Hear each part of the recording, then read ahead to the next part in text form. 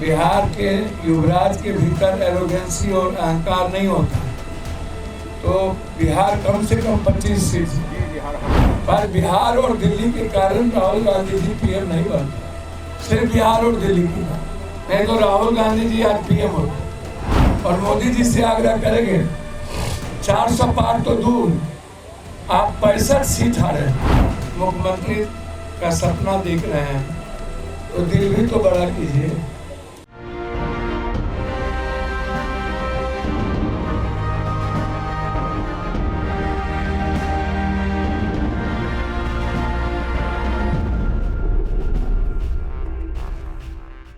नमस्कार, capital TV Bihar देख रहे हैं आप और आपके साथ मैं हूं दिव्या। लोकसभा चुनाव 2024 के परिणाम स्वरूप एनडीए गठबंधन की जीत हुई तो इंडिया अलायंस की हार। बिहार में इंडिया गठबंधन 9 सीटों पर सिमट गई। एनडीए जहां देश में सरकार बनाने की प्रक्रिया में जुटा है तो इंडिया के नेता हार जीत की समीक्षा करने के लिए बैठ गए हैं। लालू यादव और तेजस्वी यादव के घोर विरोध के बावजूद कांग्रेस में शामिल पप्पू यादव पूर्णिया से निर्दलीय चुनाव जीतकर सांसद बन गए। उन्होंने बिहार में इंडिया अलायंस की हार का ठीकरा तेजस्वी यादव के सिर पर फोड़ दिया है। पप्पू यादव ने कहा है कि अगर बिहार के युवराज का अहंकार आरे नहीं आता तो बिहार में इंडिया गठबंधन को 25 सीटें आ जाती। चुनाव जीतने के बाद पप्पू यादव शुक्रवार की रात मुजफ्फरपुर पहुंचे। यहां उन्होंने कहा कि बिहार के युवराज ने इंडिया गठबंधन की लुटिया डुबो दी। उन्होंने कहा कि अब केंद्र में नरेंद्र मोदी और बीजेपी की नहीं बल्कि एनडीए की सरकार बनेगी। अब लोग कहेंगे एनडीए की गारंटी, मोदी की गारंटी कोई नहीं कहेगा। मैंने पहले भी कहा था कि बीजेपी को 230 से ज्यादा सीटें नहीं आएंगी, उसी के आसपास 240 आई है। उन्होंने कहा कि बिहार के युवराज के भीतर एरोगेंसी और अहंकार नहीं होता तो ये स्थिति भी नहीं बनती। बिहार में इंडिया अलायंस कम से कम 25 सीटों पर चुनाव जीत जाती, लेकिन उनके अहंकार के कारण बिहार में दुर्गति हो गई। इतना ही नहीं, पप्पू यादव ने आगे कहा कि तेजस्वी यादव को नसीहत देते हुए कहा कि यदि आप मुख्यमंत्री बनने का सपना देख रहे हैं तो दिल भी बड़ा कीजिए। एक व्यक्ति के चलते इतनी परेशानी हुई, उनके कारण ही मधेपुरा, अररिया, सुपौल, झंझारपुर, मधुबनी, दरभंगा, सीतामढ़ी, शिवहर जैसी सीटें लूज कर गए।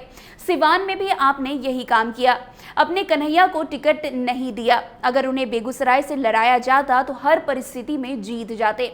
वैसे क्या कुछ कह रहे हैं पप्पू यादव, क्या कुछ उन्होंने तेजस्वी यादव के खिलाफ बोला है, आप खुद सुनिए इस वीडियो में।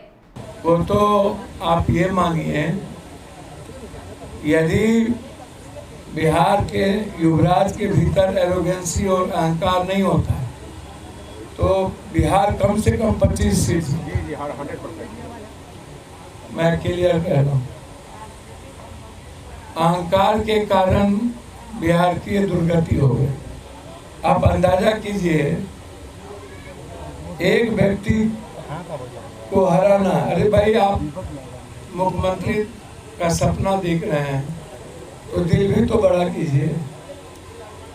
एक व्यक्ति के चलते कभी आज तक मधेपुरा हारे, अररिया हारे, सुपौल हारे, झंझारपुर हारे, दरभंगा, मधुबनी सब हार गए।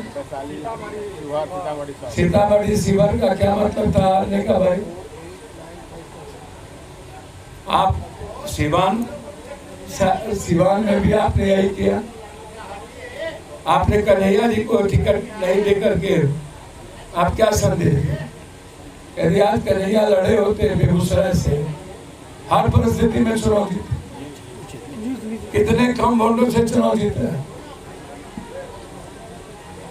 आप उठा के देखिए। पर बिहार और दिल्ली के कारण राहुल गांधी जी पीएम नहीं बनते। सिर्फ बिहार और दिल्ली की बात नहीं तो राहुल गांधी जी आज पीएम होते। और जब एनडीए की सरकार, अब तो बार्गेनिंग पावर है ना मुख्यमंत्री जी के, भाई मुझे कोई आश्चर्य नहीं हुआ जब वो पैर छू रहे थे। मैं क्या बोलूँ, मैं व्यक्त नहीं कर सकता हूँ बहुत कुछ। मैं जरूर चाहूंगा कि आप विशेष रात के विशेष पैकेज ले लीजिए। 3 जोन है, एक है मुजफ्फरपुर, दरभंगा, पूर्णिया। तो हम तो चाहते हैं कि हर कीमत पर पूर्णिया, सीमांचल, मिथिला, कोसी, जो तिरुत है, मुजफ्फरपुर, मखान और मक्का, इस पर कम से कम 20 फैक्ट्री 10 फैक्ट्री।